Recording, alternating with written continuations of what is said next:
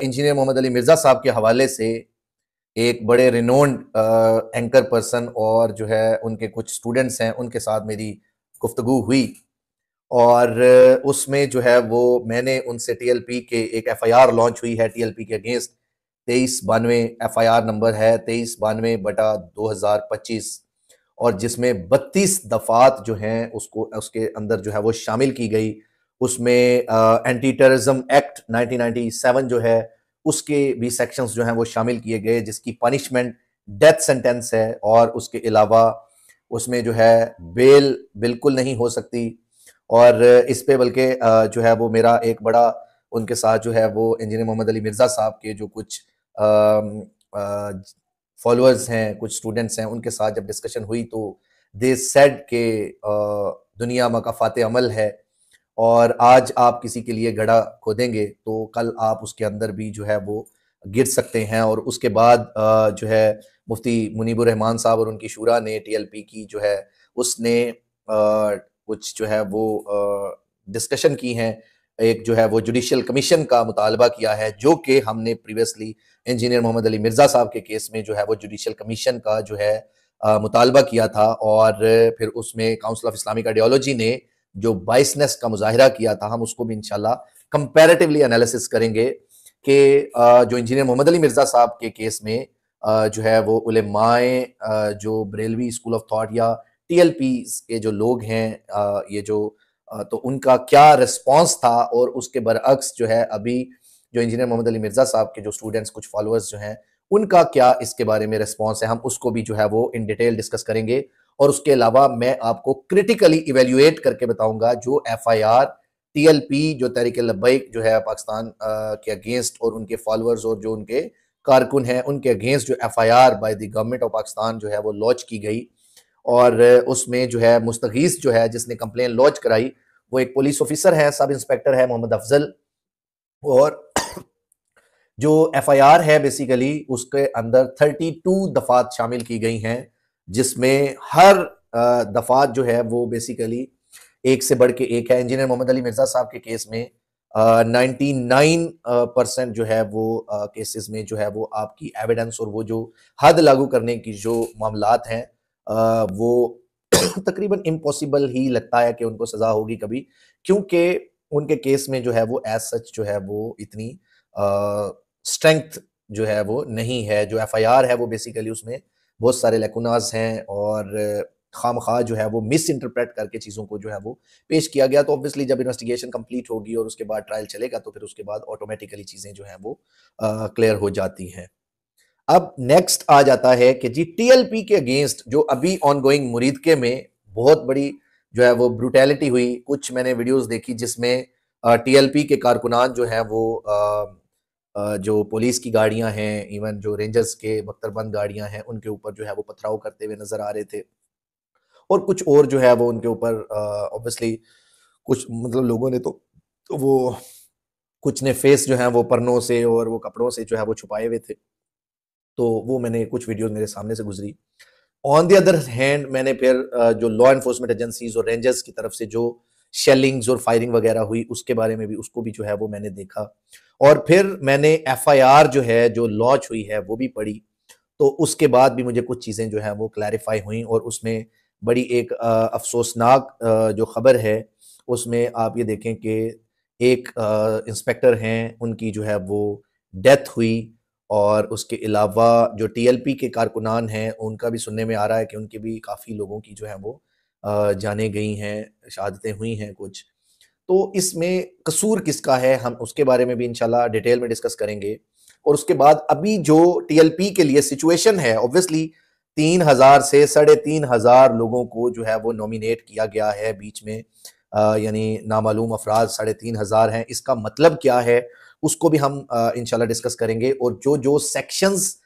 TLP के जो कारकुनान हैं और टीएलपी के जितने लीडरान हैं उन सब के ऊपर जो जो दफात लगी हैं हम उसको भी इंशाल्लाह वन बाय वन जो है वो इसके अंदर डिस्कस करेंगे और हम आपको यानी क्रिटिकली इवेल्युएट करके बताएंगे कि अब टीएलपी के जो लोग हैं, जो उलेमा और मुफ्तियान कराम हैं, कैसे उनके गिर्द जो है वो दायरा दायरा जो है वो तंग किया गया है और कैसे जो है वो अब उनके पास निकलने का रास्ता क्या है, हम उसके बारे में भी डिस्कस करेंगे। और नंबर 1 जो है, नंबर 1 एक्यूज्ड जो है वो 1 और 2, वो साद रिजवी और जो उसका भाई हैं वो जो है उनको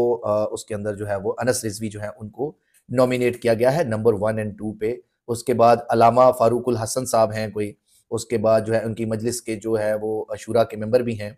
और मौलाना सजाद सैफ़ी साहब हैं, वो भी उनकी मजलिस जो शूरा है उसके मेंबर हैं। उसके अलावा मुफ्ती वज़ीर अली साहब हैं, मौलाना सरवर सैफ़ी साहब हैं, और उसके बाद डॉक्टर शाहिद गुज्जर साहब हैं, और उसके बाद जो ज़िली अमीर हैं उनके टीएलपी के, खलील अहमद साहब का जो ज़िली अमीर हैं टीएलपी के, उनका भी नाम दिया गया है एफआईआर में। ये जो मैं आपके सामने जिन लोगों के नाम पढ़ रहा हूँ, ये वो लोग हैं जिनको नॉमिनेट किया गया है बाकायदा तौर पे नाम लेके एफआईआर में। और फिर उसके बाद डॉक्टर शाहिद गुज्जर साहब हैं, शेख जवाद साहब हैं, और उसके बाद इनके जो मीडिया एक्टिविस्ट हैं शेखपुरा के, और बिलाल अहमद रिजवी साहब हैं,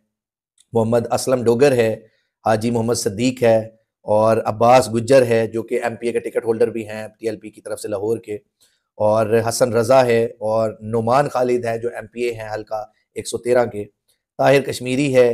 और रफाकत अली है, उस्मान नियाज है। उसके बाद साद रिजवी और अनस रिजवी जो है वो उनके बारे में कि आगे फर्दर जो है कि उनके ऊपर उन्होंने रोल भी आइडेंटिफाई किया है कि they were actually inducing the people, और लोगों को जो है वो उनकी फीलिंग्स को आउटरीच कर रहे थे, और उसके अलावा हेट स्पीचेस कर रहे थे, और उसके अंडर जो है वो उनको मजीद प्लेज किया गया। ये वो लोग हैं जिनको नॉमिनेट किया गया। अब जो 3000 से 3500 लोगों का जो नाम लिया गया है उसमें अब नामालूम का क्या मतलब होता है? नामालूम का ये मतलब होता है प्रोसीजर में, लॉ में, कि जो मौलवी,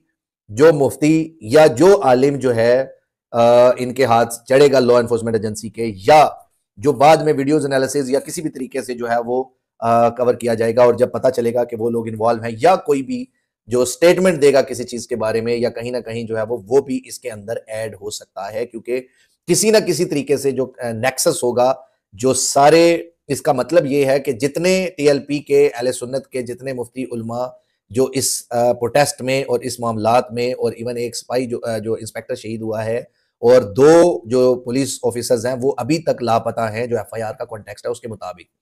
तो उसके मुताबिक जो है वो सारे लोग जो हैं रडार के अंदर हैं, और उनको जो है वो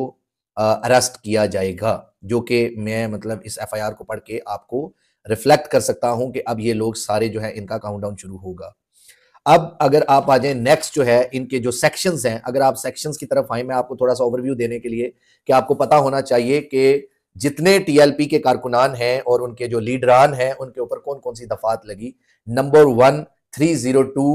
पाकिस्तान पीनल कोड, जिसकी सजा डेथ सेंटेंस है, किसास में भी और ताजीर में भी डेथ सेंटेंस और लाइफ इंप्रिजनमेंट 25 साल का, यानी कि जो सजा इंजीनियर मोहम्मद अली मिर्जा साहब के लिए टीएलपी के लोगों ने मिस इंटरप्रेट करके सजेस्ट की, वो बेसिकली फर्स्ट ऑफेंस जो इनके ऊपर लगा, वो इसकी भी सजा 302 है, और उसमें डेथ सेंटेंस है, जिसमें पुलिस ऑफिसर की जो है वो मौत हुई है और शहादत हुई है, तो लिहाजा उसके अंदर जो है वो उसको प्लेज किया जाएगा इन लोगों को। फिर उसके बाद नेक्स्ट आ जाए, नेक्स्ट सेक्शन लगाया गया है 435 मिसचीफ बाय फायर और explosive substance with intent to cause damage. तो लिहाजा जो आग लगाई गई और एक्सप्लोसिव सब्सटेंस, जिसको इन्होंने एफआईआर में लिखा कि इनके पास पेट्रोल बम थे और डंडे सोटे, और साथ में जो है वो पत्थर वगैरह और रोड़े जो है वो इनके पास थे, तो जिससे इन्होंने सरकारी इमलाक को नुकसान पहुंचाया और आग लगाने की कोशिश की गई और एक्सप्लोसिव सब्सटेंस को यूज किया, तो ये जो है 435 इसकी जो है वो ये भी